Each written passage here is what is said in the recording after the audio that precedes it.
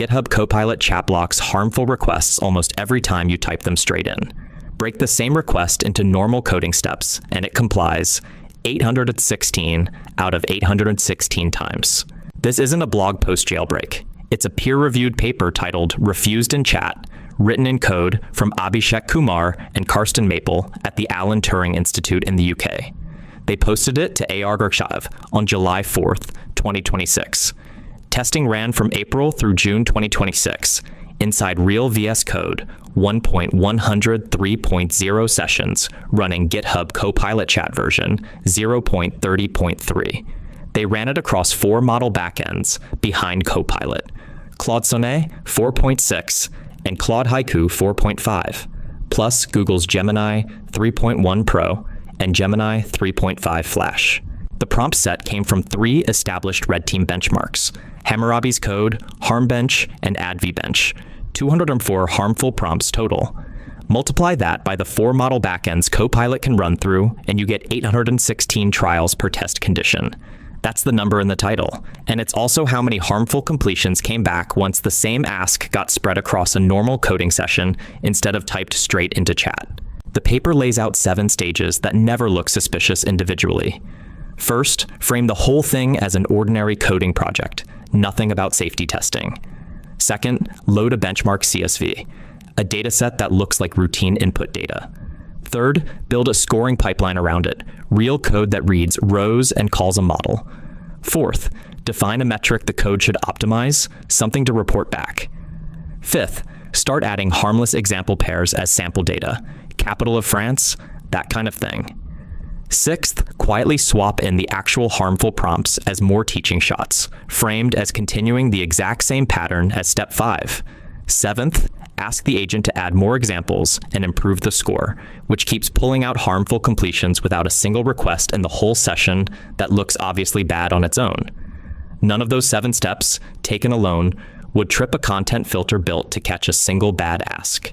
Here's the shape of it, cleaned up and harmless. A function loads prompts from a CSV.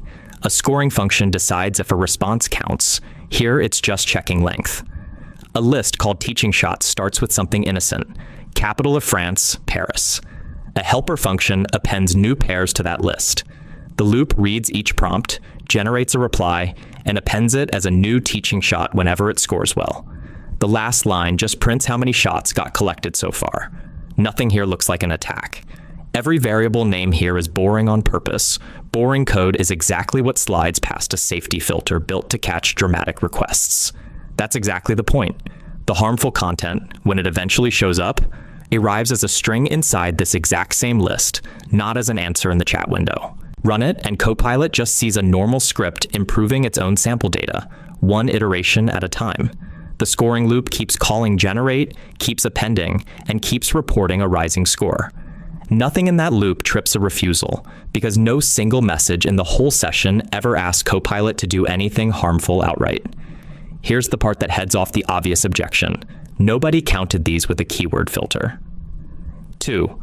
Independent expert reviewers read every one of the 816 completions against a strict rubric, and both flagged all 816 as specific and actionable, not hedged, not vague, not a disguised refusal. That's a stronger check than most vendors run before publishing their own refusal numbers. What did 816 successful completions actually cover? The register found examples on fooling breathalyzer tests and on smuggling currency past detection systems.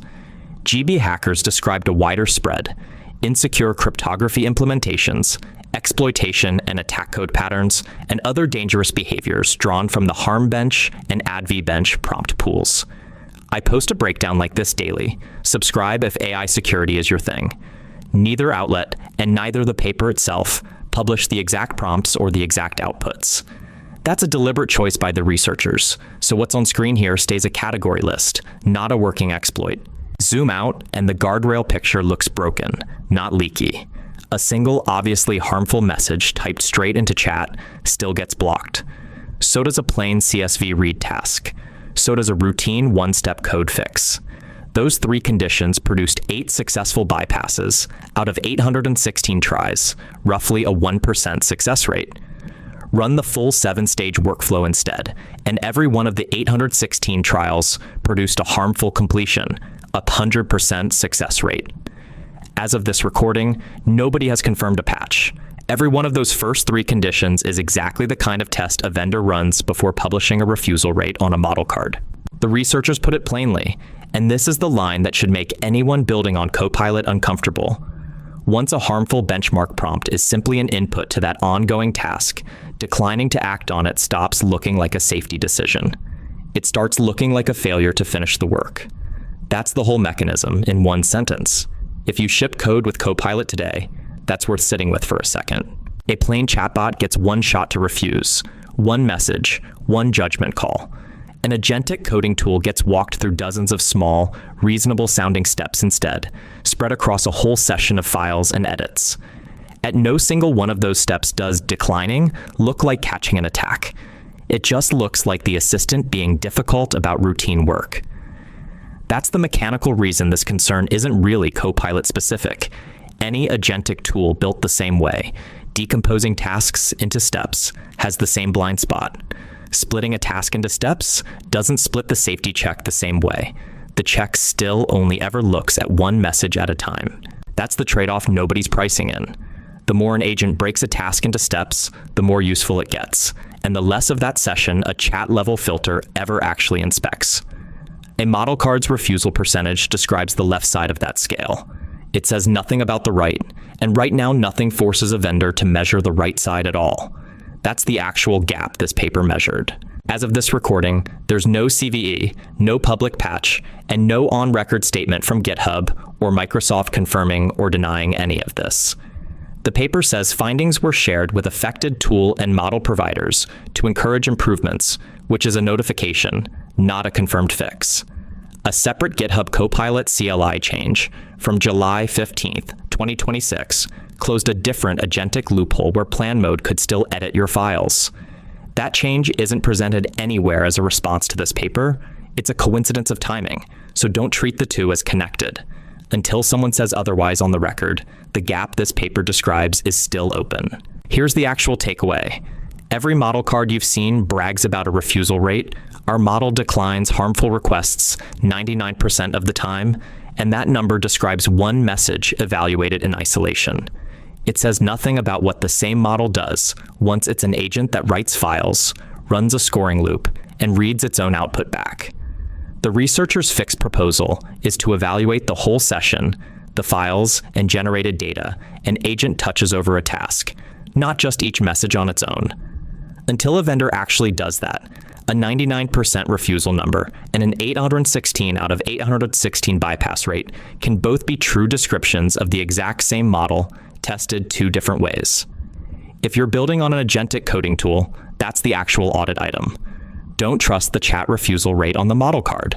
Go look at what your own agent sessions actually write to disk.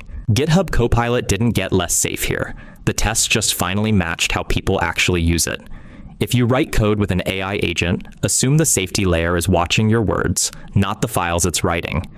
I cover stories like this most days. Subscribe to catch the next one.